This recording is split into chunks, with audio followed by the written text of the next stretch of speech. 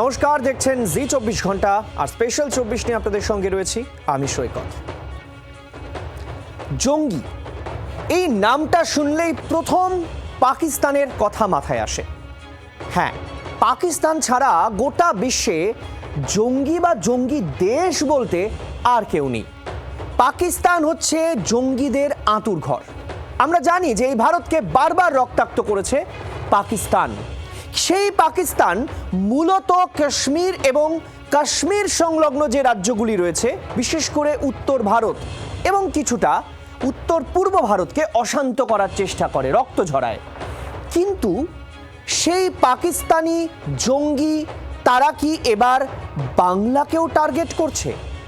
বাংলাতে ঘাঁটি গেড়ে বসে থাকছে? শুধু তাই নয়, এ রাজ্যের মুখ্যমন্ত্রী শুভেন্দু অধিকারীকেও হত্যার পরিকল্পনা করছে। ভাবছেন এত বড় কথা বলছি? হ্যাঁ বলছি, কারণ সেই তথ্যই তো পেয়েছে পুলিশ। বেঙ্গল এসটিএফ এর নজরে এই মুহূর্তে হামিম মণ্ডল। বাংলায় ঘাঁটি গেড়ে থাকা এই জঙ্গির একাধিক তথ্য এখন গোয়েন্দাদের হাতে, পুলিশের হাতে। কি তথ্য উঠে আসছে? সবচেয়ে বড় অভিযোগ কি জানেন? এই হামিম মণ্ডল আম জনতার মতো মিশে থাকতো সাধারণ মানুষের সঙ্গে, তার নেটওয়ার্ক পাকিস্তান পর্যন্ত। আর এই মুহূর্তে আপনাদেরকে একটু দেখানোর চেষ্টা করব, যেখান থেকে গ্রেফতার করা হয় রেনেসা টাউনশিপ, সেই রেনেসা টাউনশিপের ঠিক ম্যাপটা যদি বোঝানোর চেষ্টা করি। কেন ম্যাপটা বোঝানোর চেষ্টা করছি? কারণ এই রেনেসা টাউনশিপেই কেন সে ঘাঁটি গেড়েছিল? কারণ যাতে সে পালাতে পারে, যাতে সেখান থেকে সে নেটওয়ার্ক পরিচালনা করতে পারে। দেখুন ভালো করে, স্কুল পাশেই দুটো স্কুল রয়েছে, যাতে কোনো বড় নাশকতা ঘটালে এই স্কুলকে বেছে নেওয়া যেতে পারে। শপিং মল, অর্থাৎ বড় নাশকতা, বেশি মানুষ জমায়েত থাকবে সেজন্য শপিং মল পাশে, এবং জাতীয় সড়কের দূরত্ব বেশি নয়, মেরে কেটে মাত্র কয়েকশো মিটার বলা যেতে পারে। এখানেও জাতীয় সড়ক রয়েছে, পাশেই রয়েছে ক্যান্সার হাসপাতাল। এবং সবচেয়ে বড় কথা কি জানেন? সবচেয়ে বড় কথা, বর্ধমানের খাগড়াগড়, যে খাগড়াগড় বিস্ফোরণের পর এনআইএ তদন্তে উঠে এসেছিল জঙ্গি মডিউল, জৈশ জঙ্গি মডিউল, সেই খাগড়াগড়ও এখান থেকে মেরে কেটে মাত্র কয়েক কিলোমিটার দূর।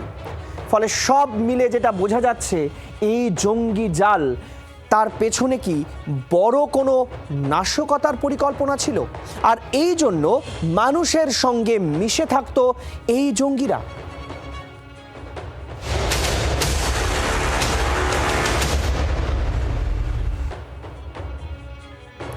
মনে করুন আপনি জিমে শরীরচর্চা করছেন, কিংবা সবজির বাজারে সবজির দরদাম করছেন, ঘুণাক্ষরেও টেন পাচ্ছেন না আপনার পাশেই দাঁড়িয়ে আছে কোনো খুনি, সন্ত্রাসবাদী, জঙ্গি। পাক মদতপুষ্ট জঙ্গি হামিমকে দেখে তেমনই বোঝার উপায় ছিল না সে আইএসআই নিযুক্ত নৃশংস জঙ্গি সংগঠন জৈশের সদস্য। পরিচয় লুকোতে কখনো সে দর্জির কাজ করত, বর্ধমান থেকে হাওড়া রুটে ছিল অবাধ বিচরণ। হাওড়ার কোথায় কোথায় সে জঙ্গি নেটওয়ার্ক তৈরি করেছিল খতিয়ে দেখছে পুলিশ। কিন্তু কিভাবে পুলিশের নজরে এলো এই জঙ্গি হামিম? বর্ধমান শহর থেকে হাওড়ার পিলখানা। বাংলায় ক্ষমতায় এসেই অনুপ্রবেশকারী আটকাতে সীমান্তে বেড়া দিতে জমি দিয়েছেন বিএসএফকে। শুভেন্দু অধিকারীর রাজত্বে পুলিশ এখন তীক্ষ্ণ দৃষ্টি দিচ্ছে রাজ্যের সুরক্ষায়। ঠিক সে সময় এমন এক খবরে বাংলায় রীতিমতো শিহরণ।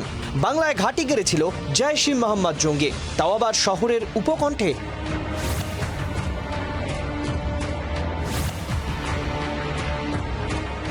কোনো ঘিঞ্জি শহর বা এলাকায় কোনো অপারেশনের আগে জঙ্গিরা সাধারণত মানুষের মধ্যে মিশে থাকে। এটা জঙ্গিদের চিরাচরিত প্যাটার্ন। বাংলাতেও তার অন্যথা হয়নি। বাংলার অন্যতম শহর হাওড়া অত্যন্ত ঘিঞ্জি আর পুরনো শহরকেই টার্গেট করেছিল পাকিস্তানি জঙ্গি। নাম হামিম মণ্ডল। হাওড়ার পিলখানা অত্যন্ত জনবহুল একটি এলাকা। এই অঞ্চলে বেশি সংখ্যালঘুদেরই বসবাস। সেখানেই একটি গেঞ্জি কারখানায় কাজ করত জঙ্গি হামিম।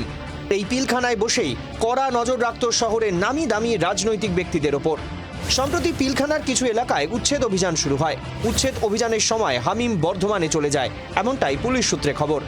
তবে হামিমের ওপর আচমকা নজর আসেনি পুলিশের, বরং হামিম নিজের কারণেই ধরা পড়ল পুলিশের জালে। তখন সদ্য মন্ত্রী হয়েছেন উত্তর হাওড়ার বিজেপি বিধায়ক উমেশ রায়। প্রতিদিন প্রচুর ফোন আসছে, তার মধ্যে একটি ফোন কল পেয়ে পুলিশের দ্বারস্থ হয়েছিলেন মন্ত্রী উমেশ। অভিযোগ, পাকিস্তানি এজেন্সির কথা বলে মোটা টাকা দাবি করা হয়। মন্ত্রীর পুত্রকে অপহরণ করার হুমকি দেয় হামিম। বিজেপি অফিসের ছবি পাঠিয়ে হামলার হুমকিও দেওয়া হয়। আমাকে পাকিস্তানি একটা এজেন্সি থেকে অনেকবার আমাকে থ্রেট করেছে, আমার ছেলেকে কিডন্যাপ করার থ্রেট করেছিল। আমি কোনোদিন সংবাদ মাধ্যমকে এই বিষয়ে বলিনি, পুলিশকে জানিয়েছিলাম, পুলিশ ব্যবস্থা করছিল।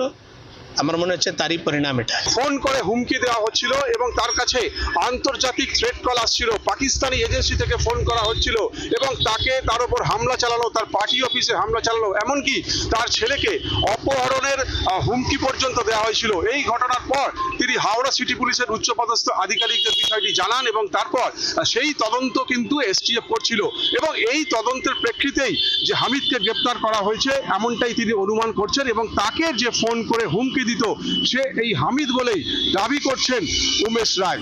এরপরই গ্রেফতার পাক মদতপুষ্ট জঙ্গি হামিম। ধৃতের বাড়ি বর্ধমানের মন্তেশ্বরের কুসুম গ্রামে। ব্যুরো রিপোর্ট, জি24 ঘন্টা। আরেকটু তথ্য তালাশ, আরও একটু বিশ্লেষণের জন্য আমাদের দুই প্রতিনিধি আমাদের সঙ্গে এই মুহূর্তে রয়েছেন। দেবব্রত রয়েছেন হাওড়ার পিলখানা অঞ্চলে, এ বিষয়ে আরও তথ্য দেবেন, এবং অয়ন শর্মা রয়েছেন বর্ধমানে ওই রেনেসা টাউনশিপের সামনে থেকে, এবং আমাদের সঙ্গে রয়েছেন বিশিষ্ট অতিথি রয়েছেন কর্নেল দীপ্তাংশু চৌধুরী। আপনাকেও স্বাগত স্যার আমাদের এই অনুষ্ঠানে। আমি প্রথমেই একটু দেবব্রতর কাছে চলে যাব। দেবব্রত, হাওড়ার পিলখানা একটা অত্যন্ত ঘিঞ্জি এলাকা, সেই ঘিঞ্জি এলাকাতেই কি আত্মগোপনের জন্য হাওড়াকেই বেছে নেওয়া হয়েছিল বা পিলখানাকে বেছে নেওয়া হয়েছিল? দেখো, এমনটাই মনে করা হচ্ছে। তার কারণ হাওড়ার পিলখানা একেবারে অত্যন্ত ঘিঞ্জি এলাকা, এখানে সংখ্যালঘু সম্প্রদায়ের মানুষজন মূলত বাস করেন এবং এখানে বাইরে থেকে কেউ এসে যদি সেভাবে এখানে কাজ করেন সেভাবে কিন্তু কারো কিন্তু সেখানে নজরদারি কিন্তু ছিল না। এবং যেক্ষেত্রে জানা যাচ্ছে যে পিলখানাতেই বেশ কিছুদিন ধরে দর্জির কাজ করতো এবং এখানে ঘর ভাড়া নিয়ে থাকতো এই হামিম, এমনটাই আমরা জানতে পারছি পুলিশ সূত্রে। এবং এখান থেকে বসেই সক্রিয় জঙ্গি কার্যকলাপ চালাতো এমনটাই কিন্তু জানা যাচ্ছে বা পুলিশ সূত্রে জানা যাচ্ছে। এবং এই পিলখানাতে থাকাকালীন সেখান থেকে কোথায় কোথায় অপারেশন চালিয়েছিল বা কি কি ধরনের ছক কষা হচ্ছিল সমস্তটাই তাকে জিজ্ঞাসাবাদ করে দেখা হচ্ছে। কিন্তু অত্যন্ত চাঞ্চল্যকর অভিযোগ যেটা করেছেন রাজ্যের প্রতিমন্ত্রী উমেশ রায়, তিনি বলছেন তিনি মন্ত্রী হবার পর তার কাছে পাকিস্তানি এজেন্সির নাম করে হুমকি ফোন আসে, তার সে পুত্রকে অপহরণের হুমকি দেওয়া হয়। এবং এই যে হামিম, এবং তার মানে এই ভুলটাই কার্যত পুলিশকে পৌঁছে দিল এই হামিম পর্যন্ত। আমি একটু চলে যাব, আমাদের প্রতিনিধি অয়ন শর্মা রয়েছেন। অয়ন, একটা বিলাসবহুল আবাসন, সেখানেই কার্যত ঘাঁটি গেড়েছে এবং তার লোকেশনগুলো যদি আমরা দেখি, খাগড়াগড় কাছে, জাতীয় সড়ক কাছে, স্কুল কাছে, কেন বর্ধমানকে বেছে নেওয়া হলো? এসকেপ রুট তাড়াতাড়ি হয় নাকি বড় পরিকল্পনা ছিল বর্ধমান কেন্দ্রিক, সেই কারণে?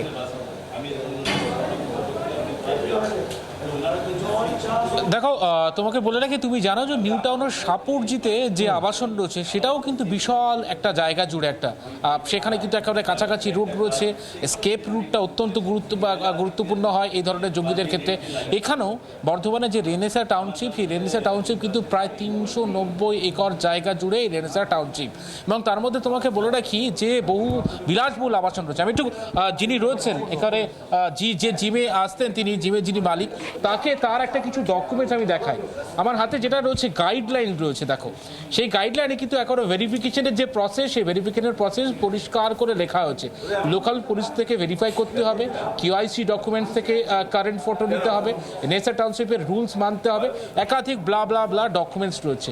সেই ডকুমেন্টস একবারে দেওয়া হয়েছে এবং পাশাপাশি একটা রেজিস্টার দেখায়, যে রেজিস্টার, এটা কিসের রেজিস্টার?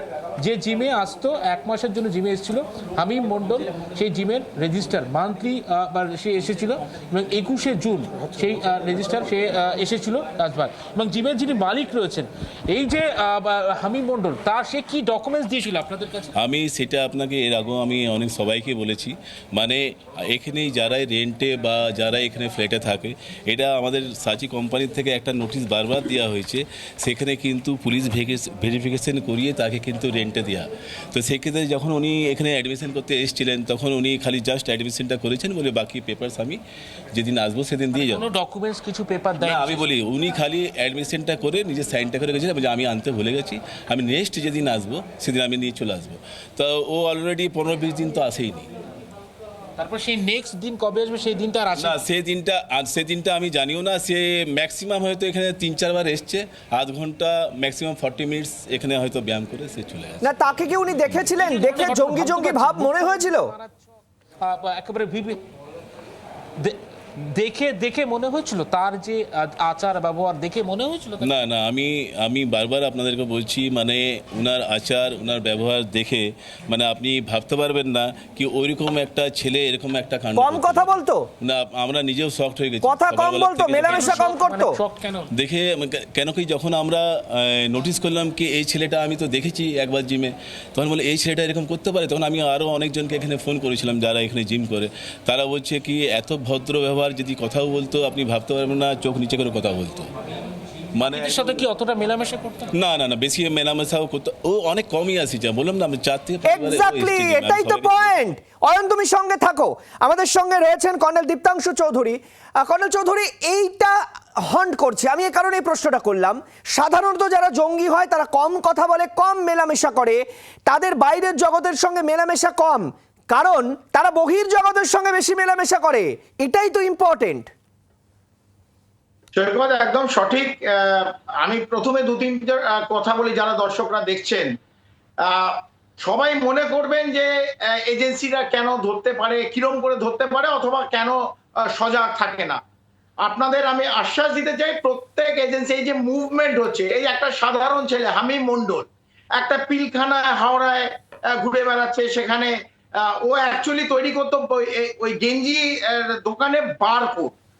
তারপর সেখান থেকে রাজারহাট 5-6টা মোবাইল নিয়ে ঘুরছে, তারপর একটা বিলাসবহুল আবাসন এই রেনেসা একদম মেন রোডের, বর্ধমানের মেন হাইওয়ে ঠিক বাঁ দিকে রেনেসা হাউজিং কমপ্লেক্স, সেখানে প্রচুর লোক থাকে, সেখানে মুভমেন্ট করছে, জিমে ধরেছে তাকে জিমের মধ্যে থেকে।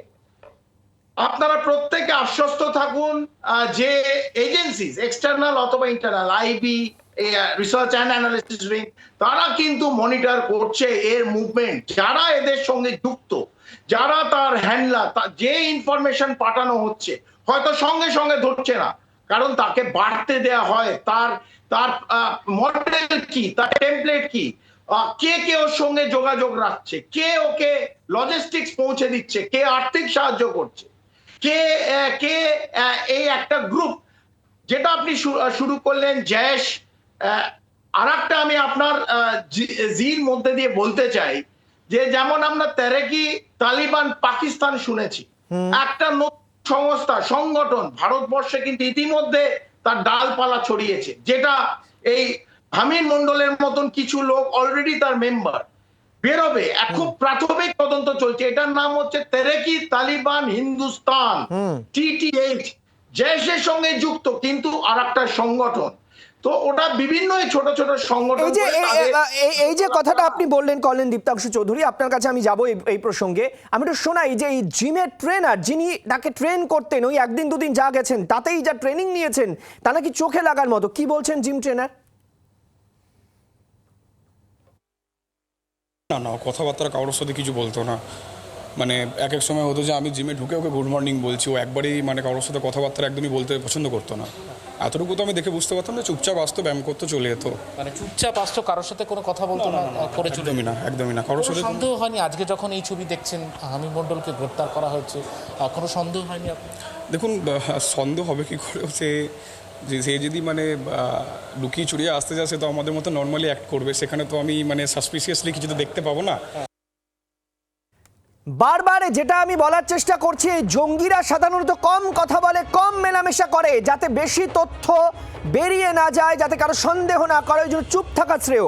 আমি কর্নেল দীপ্তাংশু চৌধুরী একটা জিনিস আপনার কাছে জানতে চাইবো, সাজ্জাদ ভাট এবং শাহজাদ ভাট্টি, এই দুই নেটওয়ার্কের সঙ্গে কানেকশন, লরেন্স বিষ্ণই গ্যাংয়ের সঙ্গে কানেকশন, জৈশ-ই মোহাম্মদের সঙ্গে কানেকশন এবং তেহরিকে তালিবান হিন্দুস্তানের সঙ্গে কানেকশন, এতগুলো নেটওয়ার্কের সঙ্গে কানেকশন এই হামিমের পাওয়া গিয়েছে। তার মানে হামিম কি এই ধরনের কোনো খুন বা ছোট কোনো এক্সপ্লোশন করার পরিকল্পনা করছিল? সৈকত একদম কারেক্ট। এই লোকগুলোকে ছেড়ে রাখা হয় অ্যাজ আ লোন উলফ।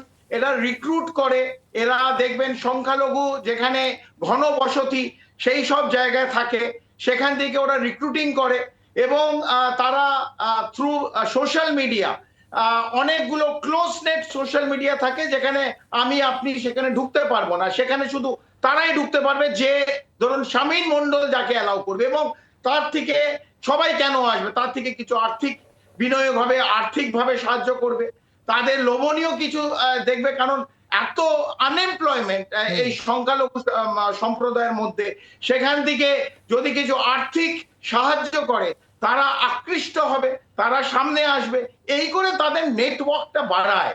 এবং এর সাথে সাথে যে তার হ্যান্ডলার, শামীম মন্ডলের হ্যান্ডলার, তাকে যে ইনফরমেশন, তাকে যে কাজ দিয়েছে, তাকে যে অবজেক্টিভ দিয়েছে, সেই অবজেক্টিভ, এখানে অবজেক্টিভ ছিল একটা হাই ভ্যালু টার্গেট। কে ছিল? মুখ্যমন্ত্রী শুভেন্দু অধিকারী হত্যা করার জন্য একটা প্ল্যান প্লট। তদন্ত আমি বলছি এখনো একদম ভেরি এলিমেন্টারি, আমরা এখনো কনক্লুশনে আসতে পারবো না। তবে রাজারহাটে শুভেন্দু অধিকারী মুখ্যমন্ত্রী মহাশয়ের বাড়ির কাছে তার মুভমেন্ট দেখছিল, বিভিন্ন তার যে 6টা মোবাইল পাওয়া গেছে, যা ইলেকট্রনিক এভিডেন্স পাওয়া যাচ্ছে, সেই এভিডেন্সে দেখা যাচ্ছে আপাতত যতটা আমরা জানতে পেরেছি, সে মুখ্যমন্ত্রীর মুভমেন্ট, মুখ্যমন্ত্রী কখন বেরোয়, কজন তার সিকিউরিটি ডিটেলের লোক থাকে, কিভাবে থাকে, তার ছবি ল্যাপটপ থেকে কাকে পাঠাচ্ছে, এবং তার যে টাকাপত্র আসছে, পয়সা পাচ্ছে, ব্যাংকে আসছে, জিপেতে দিচ্ছে, এগুলো সমস্ত বেরিয়ে যাবে। আপনারা যত ডিলিট করুন, মোবাইলে অনেকভাবে আমি ডিলিট করে হয়তো বেঁচে, কোনোটা ভাববেন না, এভরিথিং একবার যদি ইলেকট্রনিক এভিডেন্স চলে আসে, একবার যদি টাইপ হয়ে যায়, একবার যদি কথা মুখ থেকে বেরোয় থ্রু ফোন, এইটাকে আর মোছা যাবে না।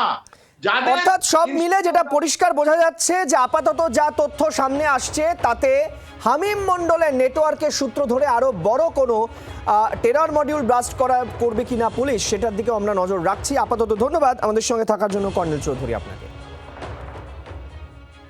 আর এই প্রসঙ্গে আপনাদের শোনাবো যে কে কি বলছেন।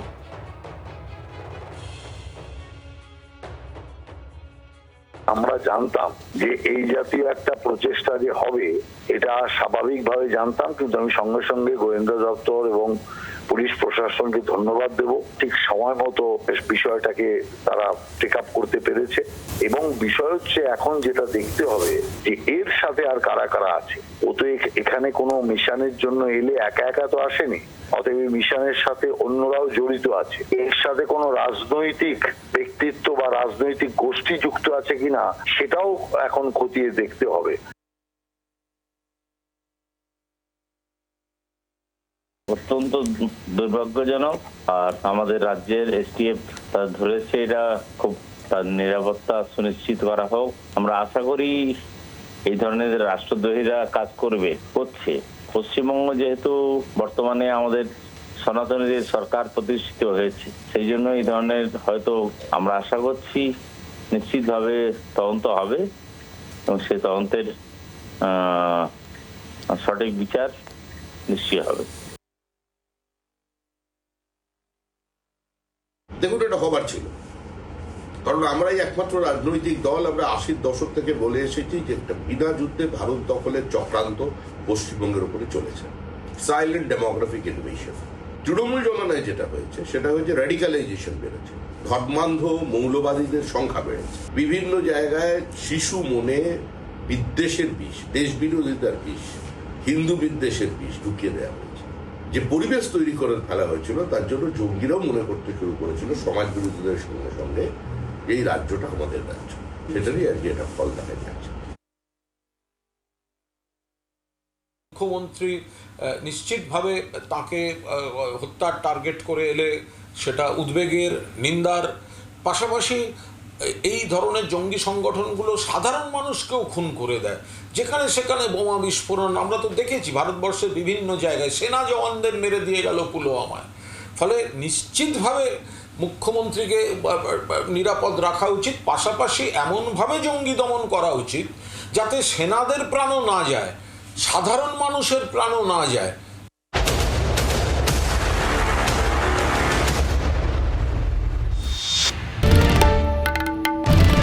বাংলার আওয়াজ, বাঙালির আবেগ, জি 24 ঘন্টা।